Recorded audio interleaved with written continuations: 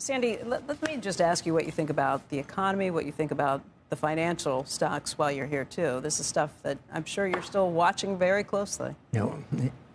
I do, and unfortunately, when you get addicted to watching the market, it's very hard to get away from that addiction. So I'm not sure that our president has gotten away from that addiction, and it's a good thing to watch what the market is doing.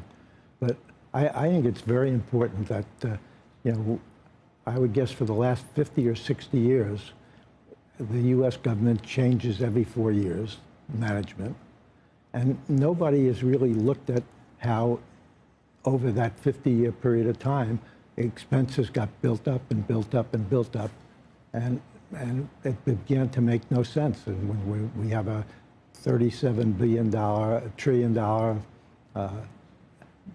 debt, growing at $1.5 to $2 trillion a year, I think we have to do something about it. And I think it's terrific that that what Musk is doing. I wish it was done more humanly, but I mean, looking at everything from the ground up, and he's very, very smart. It's the first time it's probably ever been done, and I think that we're going to find a lot of things, and I think especially in the area of regulation and cutting back regulation that really doesn't do any good, just creates more work for everybody, and lots of money is wasted. And I think part of that is going to be some of our recommendations is what we want to do. Each administration adds on the regulations, and then they never come off. They never come off. They never come off. You add to it, and you add to it, and you add to it. And let's look at like Social Security, for example. I think you have a terrific new person that's going to run Social Security. He used to work for me, and I think he's the best operations person I've ever met in my life, and that's what the Social Security system is. And he's also a great manager, and he built a company that has called Fiserv from really next to nothing. And he's just a terrific person, and I think we're very lucky to have him in that job. But I think the real important thing is we have to look at Social Security as a whole. And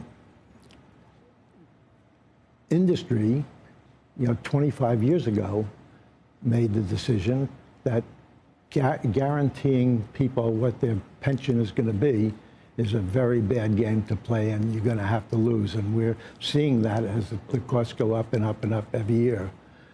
How do you attack that? What industry did? Defined benefit stuff. Yeah. What industry did is they switched from defined benefit to defined contribution. And when people having 401ks, and when we merged with Citi, they were on the old pension plan. We changed it right off the bat and used the break of anybody that was over 50. We didn't change anything. But the people under that had enough time to work on their new thing.